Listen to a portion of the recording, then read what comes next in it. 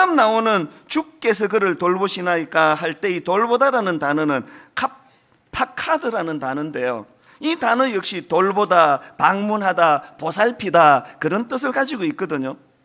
그러니까 하나님이 기억해 주시는 인생이라는 겁니다.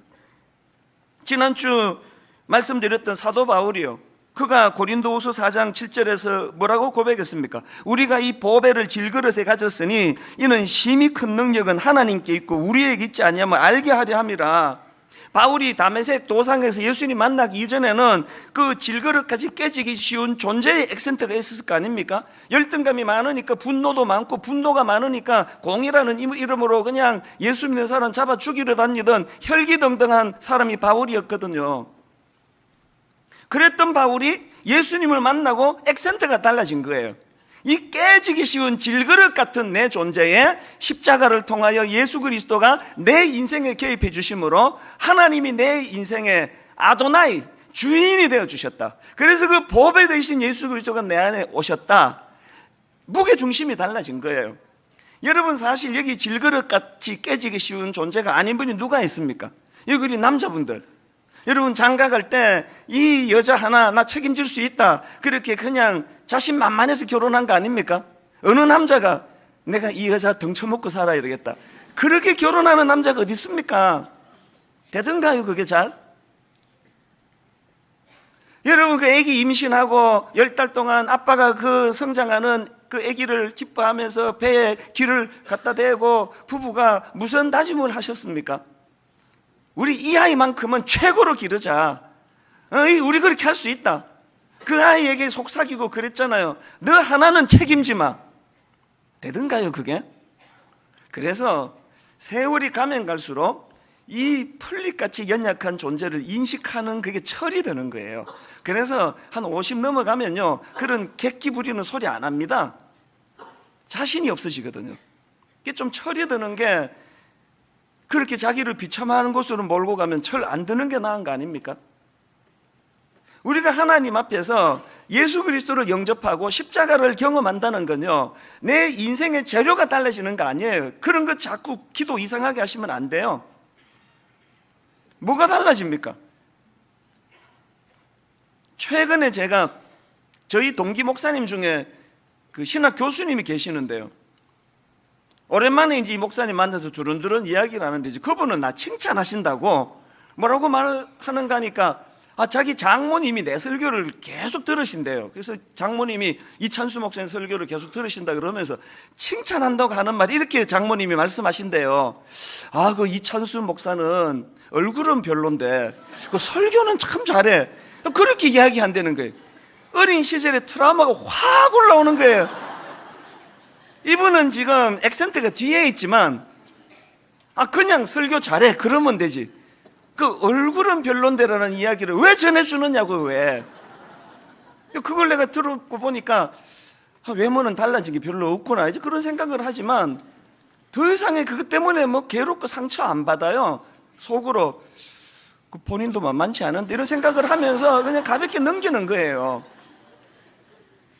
액센트가 달라졌거든요.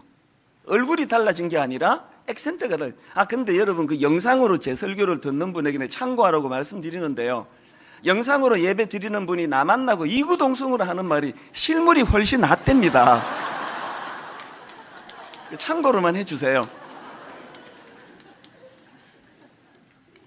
우리가 십자가를 통해 얻게 되는 유익은요, 어릴 때 못생겼다 소리 듣던 어떤 사람이 장동건으로 변하는 요술이 아니고요, 어릴 때 못생겼다 소리 듣는 그 얼굴이 하나도 바뀐 게 없어도 장동건보다 더 행복할 수 있어지도록 하는, 그게 신앙이에요. 그래서 신앙의 중심은 액센트가 달라집니다.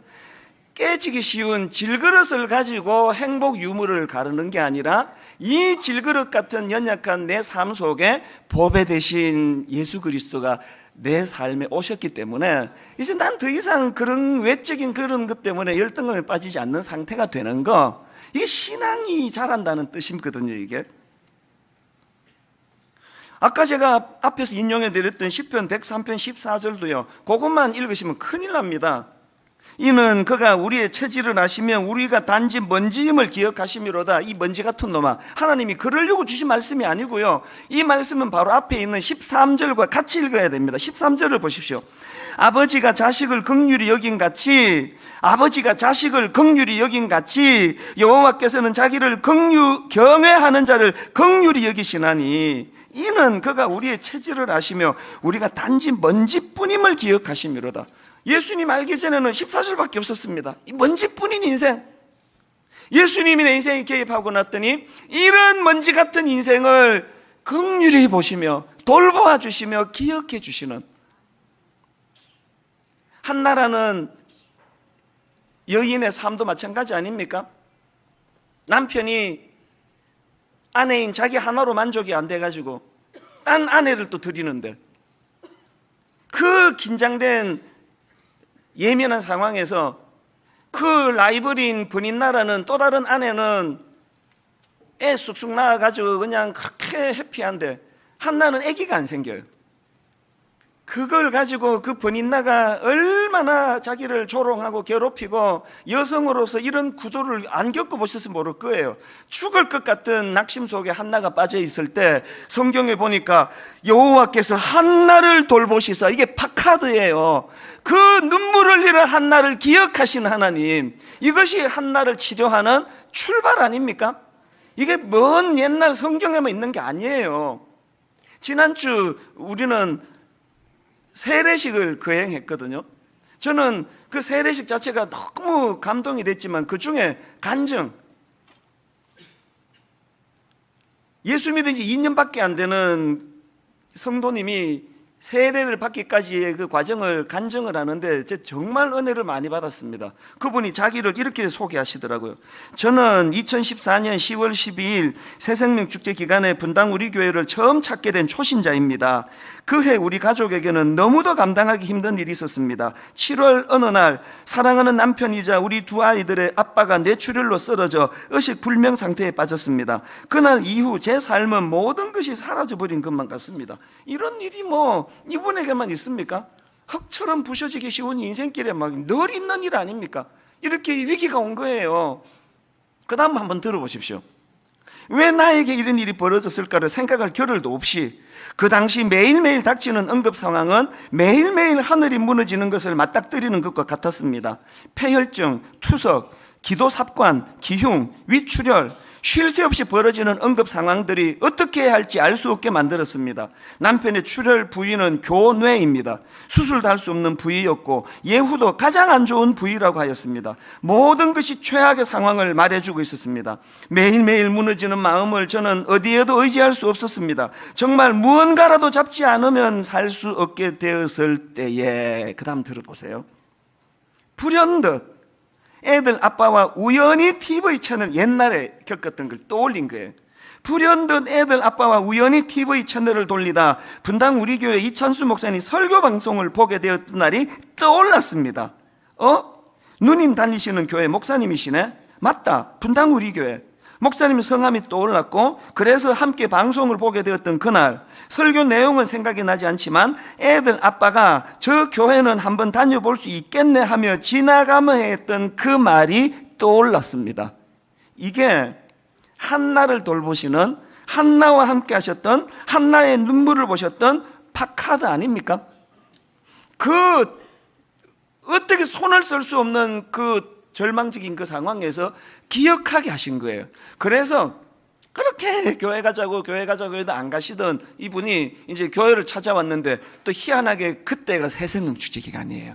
자, 그 다음 한번 들어보십시오. 막상 예배당을 찾던 날 문득 두려운 마음이 들었습니다. 내가 마지막으로 무언가를 붙잡고 싶은데 이곳에서도 내 마음이 똑같으면 어쩌나, 그땐 어떻게 하지? 하는 그 두려운 마음이 있었습니다.